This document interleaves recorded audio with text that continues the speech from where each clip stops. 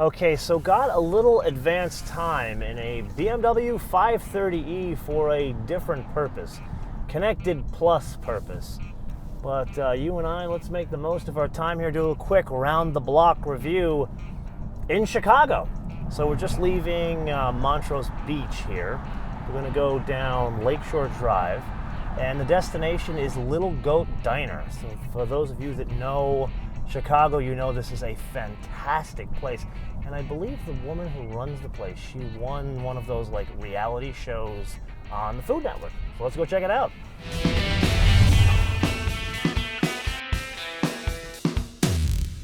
Okay, let's try a little acceleration as we're getting on Lakeshore Drive South. Put our foot into it. Remember, this is a 4-cylinder that we discussed in the tech review with a lot of electrification. Okay, let's try to catch up to that Porsche Cayenne. It's pretty good, actually. It doesn't have the suppleness of that 540. You can definitely hear the engine more than the 540. Like, you hear it working. You hear that? It's not terrible. Let's make sure this hybrid doesn't hit us. I was actually going to look down my nose on a hybrid, but guess what? We're driving a hybrid. Anyway, this is going to be a very quick and dirty.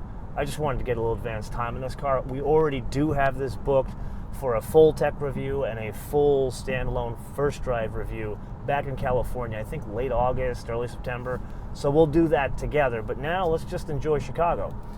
So we are basically going south on Lakeshore Drive. If you know it, we're heading towards like the direction of Navy Pier, Willis Tower, that kind of stuff. Okay, so with that, let's try a little pass. We got a Subaru and a Corolla. We can pass these guys. Let's put our foot into it.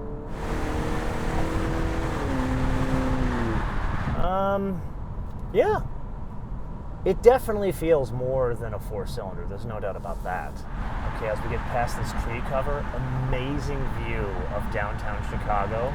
You can see the Willis Tower there. You can't quite see at the Navy Pier, but you can see the rest of the downtown area. What a stunning city.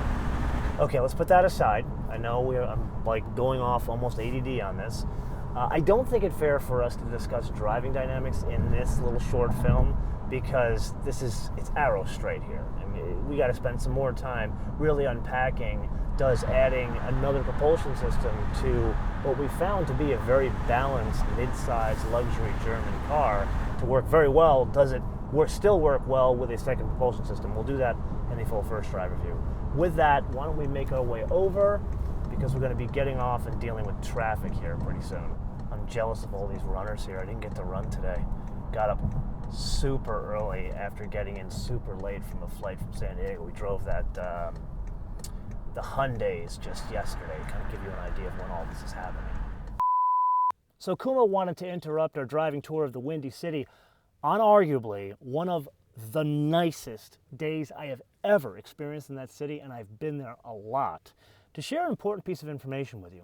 You see, that current generation of 5 Series, that 530e that we're driving today, or the 540 that we drove up in Northern California, that is the first car ever to be fitted with an Apple CarPlay integration that works wirelessly with your phone.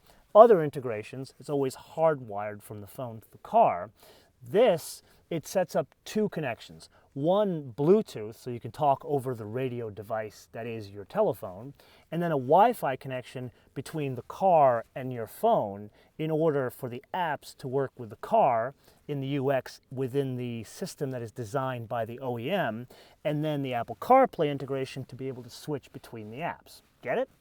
Well, while I'm in Chicago, he's been playing with this all by himself, the G12 7 Series with a 601 horsepower 12-cylinder engine. In his process of playing around with it, he has learned that this is now the second car to be fitted with an Apple CarPlay integration that is wirelessly connected to your telephone. Not that he has one, but if he did, he could wirelessly connect it. Now, back to Chicago. Okay, sitting at a light here just north of downtown, and can I just say, that Apple store is one of the nicest ones I've ever seen. Amazing architecture of those places. That was definitely done when Steve was still alive. It's the simplicity of the whole thing. It's literally 2 walls, a roof, and then glass at the front, glass at the back. That's it. It's the entire place. And it straddles 2 city blocks. That's amazing. Just amazing. This is why Apple is Apple. Well, really, it was Apple when Steve was running the show. Because you can see some of the seeds of change that are not so positive. But like that guy, Tim, he just does not have the vision. He just doesn't. The guy's an accountant. Okay, so while we deal with some painful traffic getting out of Lincoln Park neighborhood, let's discuss the interior a bit. Definitely a pleasant place to be. If someone were to tell me that a sort of bronze tan metallic with a tan interior, almost like camel, would look good, I would tell you no, because there would be no contrast. But there's just enough contrast here to make this work. And then the trim here, this satin finish wood that looks like it's reclaimed wood, which is kind of the thing nowadays. But notice it's not like a traditional trim finish on wood. Yeah, it's tan. There's like it's a brown family, but notice how it like blends the black here with the camel here.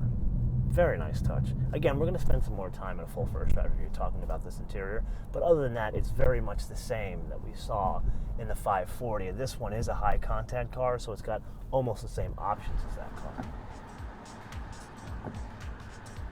So a little bit behind the scenes here, the opportunity to drive that specific 530e in the city of Chicago was not really about a test drive of a BMW car in Chicago. It was more about the technology connected to that BMW car. We were there for a completely different purpose. So I will say this, we are going to do a full first drive review of a 530e, most likely in September or October, and we are going to do a full first drive review of an ICE 530. We're shooting it next week.